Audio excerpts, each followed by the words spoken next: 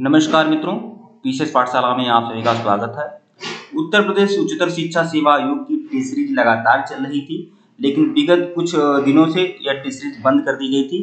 आज पूरे जोश, उमंग और उत्साह के साथ हम उत्तर प्रदेश उच्चतर शिक्षा सेवा आयोग का जो पेपर 1 है, सामान्य ज्ञान है, उसकी सीरीज प्रारंभ कर रहे हैं। और पूरी टेस्ट सीरीज जो आपको मिलेगी, जबरदस्त तरीके से मिलेगी, रामबाण तरीके से मिलेगी। और पूरा उत्तर प्रदेश सामान्य ज्ञान की सीरीज पूरा कंप्लीट कराऊंगा आप लोग का। हर पूरा का पूरा जो टेस्ट सीरीज मिलेगा उसका पूरा व्याख्या के साथ मिलेगा, और पूरी जो सीरीज मिलेगी आपको जबरदस्त तरीके से मिलेगी, और पूरा सिलेबस के बेस पे सारे के सारे मटेरियल मिलेंगे। तो आइए प्रारंभ करते हैं। यह पहली सीरीज है,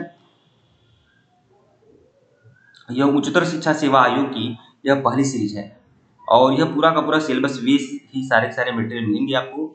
और एक बात और आप लोगों से कहना चाहूँगा, जो लोग असिस्टेंट प्रोफेसर की तैयारी कर रहे हैं, चाहे वो मध्य प्रदेश असिस्टेंट प्रोफेसर की तैयारी कर रहे हों या फिर उत्तर प्रदेश उच्चतर शिक्षा सेवा आयोग के असिस्टेंट प्रोफेसर की तैयारी कर रहे हों, जो भी लोग गंभीर हैं इस तैयारी के प्रति, वह लोग टेलीग्राम बिल्कुल ज्वाइन कर लीजिएगा, लिंक डिस्क्रिप्शन में दिया गया है।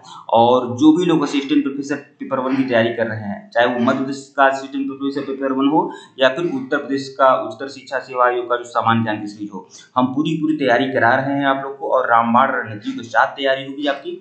तो जो भी लोग ज्वाइन करना चाहते हैं ज्वाइन कर सकते हैं।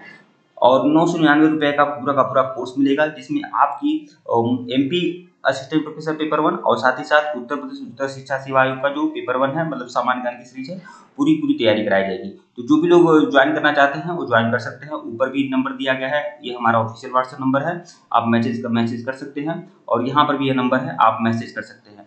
और आप लोग की दोनों राज्यों की पेपर 1 की तैयारी मैं कराऊंगा, और बहुत सारे नोट्स, बहुत सारी टेस्ट सीरीज, बहुत सारे कंप्राइज नोट्स, बहुत सारे लेक्चर्स वीडियो के नोट्स, आपको बहुत सारे मॉक टेस्ट लगातार मिलते रहेंगे, और रामबाण रणनीति के साथ हम तैयारी करेंगे। तो आइए असिस्टेंट प्रोफेसर पेपर 1 की संपूर्ण तैयारी के साथ आइए शुरू करते हैं। और यह पहली सीरीज है, और आप जानते हैं कि पेपर 1 जो उत्तर प्रदेश का सामान्य ज्ञान की सीरीज है, उसका सिलेबस देखेंगे तो 70% जो आपके अंक रहेंगे वो आपके सब्जेक्ट से रहेंगे, और 30% जो रहेगा वो सामान्य ज्ञान का रहेगा, जिसमें कंप्यूटर आधारित ज्ञान की भी अपनी एक अलग यूनिट है। ठीक है, कंप्यूटर आधारित ज्ञान का भी एक यूनिट है। तो मैं कंप्यूटर आधारित ज्ञान की सीरीज में करवा रहा हूं, और जैसे ही ये सीरीज पूरी हो जाती है मैं बाकी सीरीज भी कराऊंगा, और समय समय पर बदलता रहूंगा।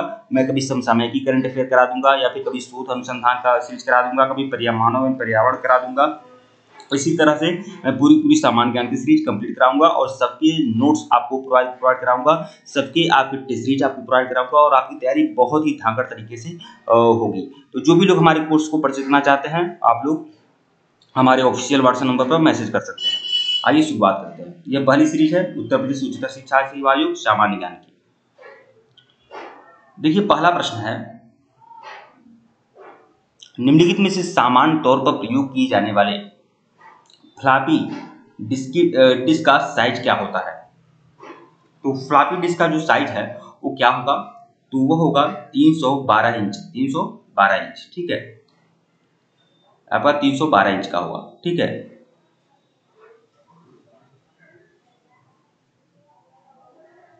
अगला देखिएगा, प्रश्न 2 देखिएगा।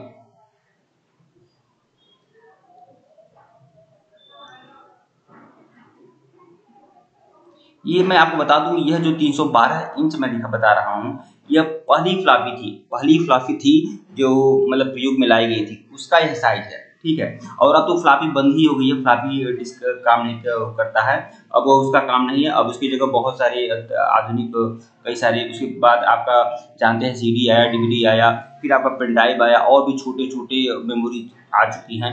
तो अब वह समय खत्म हो चुका है, लेकिन यह उस समय का है जब कंप्यूटर के आविष्कार हुए थे, कंप्यूटर चलन में आए थे, उस समय फ्लॉपी डिस्क की जो साइज थी वह यह थी। ठीक है, प्रश्न 2 देखिएगा, विज्ञान एवं टेक्नोलॉजी उपक्रम पार्कों में निम्नलिखित में से किसका स्थान नहीं है? किसका स्थान नहीं है ये आपको बताना है। तो प्रशिक्षण, विज्ञान एवं टेक्नोलॉजी उपक्रम में प्रशिक्षण होता है, बिल्कुल होता है। परीक्षण एवं अंक शोधन भी होगा, ठीक है, और फिर प्रौद्योगिकी विकास भी है। क्या नहीं है? तो उपक्रम चालकों के लिए धन एकत्रित करना, उपक्रम चालकों के लिए धन एकत्रित करना। कुछ ऐसे भी विकल्प हैं जो आप लोग पढ़कर भी समझ सकते हैं। ठीक है, तो विकल्प डी। प्रश्न 3 देखिएगा, निम्नोक्त परिपथों में से किसका प्रयोग कंप्यूटर में स्मृति यंत्र या मेमोरी डिवाइस की भांति किया जाता है? तो मेमोरी डिवाइस की भांति किसका प्रयोग किया जाता है, ये आपको बताना है आपका। तो मेमोरी डिवाइस की भांति किसका प्रयोग किया जाता है? क्या रेक्टिफायर का प्रयोग किया जाता है मेमोरी के लिए? बिल्कुल नहीं। कंपैरेटर का प्रयोग किया जाता है? एमुलेटर का प्रयोग किया जाता है? बिल्कुल नहीं। किसका प्रयोग किया जाता है? फ्लिप फ्लॉप का प्रयोग किया जाता है। ठीक है, विकल्प बी जो है वो आपका सही है। मेमोरी डिवाइस की भांति किसका प्रयोग किया जाता है? फ्लिप फ्लॉप का। ये कभी कभी उसका हिंदी जो आप हिंदी लोग ढूंढते हैं तो हिंदी बहुत ही थोड़ा सा अलग हो जाता है, जो बहुत से लोगों को समझ नहीं आता है। प्रश्न 4 देखिएगा, संगणकों में मौलिक प्रयोज्यता के लिए AND का प्रयोग किस लिए करते हैं? तो AND का प्रयोग किसको करते हैं? AND का प्रयोग किस लिए करते हैं? तो जोड़ने के लिए। तो विकल्प ए जो है वो आपका प्रयोग, ये सही है। ये जो है आपका सही है, जोड़ने के लिए। प्रश्न 5 देखिएगा, निम्नोक्त में से कौन सी दूरसंचार की मूल्य जुड़ी सेवा नहीं है? दूरसंचार की कौन सी सेवा नहीं है आप बताएं। तो इलेक्ट्रॉनिक मेल है, बिल्कुल है। इलेक्ट्रॉनिक मेल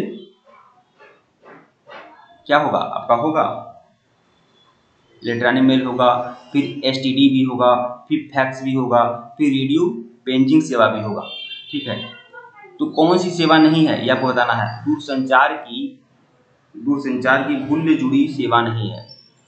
दूरसंचार की मूल्य जुड़ी सेवा नहीं है तो फैक्स भी, STD भी, रेडियो पेजिंग सेवा भी है। ठीक है, थोड़ा सा इसे देखिएगा, मुझे लग रहा है इसका मूल्य जुड़ी का कुछ मतलब और होगा और शायद ये इलेक्ट्रॉनिक मेल हो। इसका उत्तर आप लोग दीजिएगा अपने तरीके से, क्योंकि यहाँ पर हमको लग रहा है कि चारों विकल्प आपके सही जा रहे हैं। प्रश्न 6 देखिएगा, किसी संगठन के इंट्रोडक्टरी वेब पेज को निम्नलिखित में से क्या कहा जाता है? तो क्या कहा जाता है? तो किसी संगठन के इंट्रोडक्टरी वेब पेज को निम्नलिखित में से क्या कहा जाता है? यह जान लीजिए होम पेज से मतलब है इसका। ठीक है, उसको क्या कहा जाता है ये बताना है। तो इंट्रोडक्टरी मतलब इंट्रो का मतलब क्या होता है? परिचय। तो इंट्रोडक्टरी वेब पेज को निम्नलिखित में से क्या कहा जाता है? तो उसे होम पेज कहा जाता है। होम पेज कहा जाता है। तो विकल्प सी जो होगा वो आपका सही होगा, होम पेज। ठीक है, प्रश्न 7 देखिएगा, ईमेल का जनक किसे माना जाता है? ईमेल का जनक किसे माना जाता है? तो ईमेल का जनक कौन है? तो ईमेल के जनक बिल गेट्स हैं? बिल्कुल नहीं। आर्थर सी क्लार्क हैं? नहीं। रे टॉमलिंसन जो हैं ये आपके ईमेल के जनक माना जाता है, रे टॉमलिंसन। तो यह बात आप ध्यान रखिएगा। प्रश्न 8 देखिएगा, निम्नलिखित में से वह व्यक्ति कौन है जिसने सूचना प्रदर्शन का नया रूप सृजित किया जिसे वर्ल्ड वाइड वेब कहा जाता है? तो वर्ल्ड वाइड वेब के जनक कौन है ये आपको बताना है। तो वर्ल्ड वाइड वेब के जनक कौन है? तो टिम बर्नर्स-ली जो है वर्ल्ड वाइड वेब की जनक है, आप जानते होंगे। विकल्प बी जो है वो आपका सही है। प्रश्न 9 देखिएगा, पहली कंप्यूटर भाषा कौन सी है? तो पहली कंप्यूटर भाषा कौन सी है? तो फोर्ट्रान जो है, फोर्ट्रान जो है पहली कंप्यूटर भाषा है। विकल्प सी जो है वो आपका सही है। फोर्ट्रान जो है पहली कंप्यूटर भाषा है, फोर्ट्रान, विकल्प सी। प्रश्न 10 देखिएगा, डिस्क पर भंडारण हेतु किसी डाटा फाइल का आकार छोटा करने के लिए उसके संसाधन को क्या कहते हैं? डिस्क पर भंडारण हेतु किसी डाटा फाइल का जब आकार छोटा किया जाता है तो उसे क्या कहा जाता है? प्रवर्धन, न्यूनीकरण, संपीड़न, विरलन। उसे विरलन कहा जाता है। ठीक है, ये आप देख लीजिए विरलन। और देखिए कॉम्प्रेस करना, किसी डाटा फाइल का जब आकार छोटा करते हैं तो कॉम्प्रेस का किया जाता है ना, तो यहाँ पर कॉम्प्रेस होगा। देखिए जब आपके प्रश्न आप आएंगे तो इसमें हिंदी और इंग्लिश दोनों लिखा रहेगा, फिलहाल इसमें हिंदी ही है। तो विरलन का मतलब होता है कॉम्प्रेस करना। तो विकल्प डी जो है वो आपका सही है, ध्यान रखिएगा, कॉम्प्रेस करना या विरलन।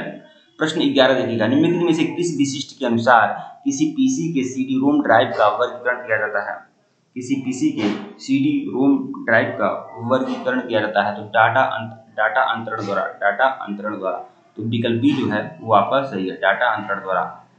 CD-ROM ड्राइव का वर्गीकरण किससे किया जाता है? तो डाटा अंतरण द्वारा, मतलब विकल्प बी।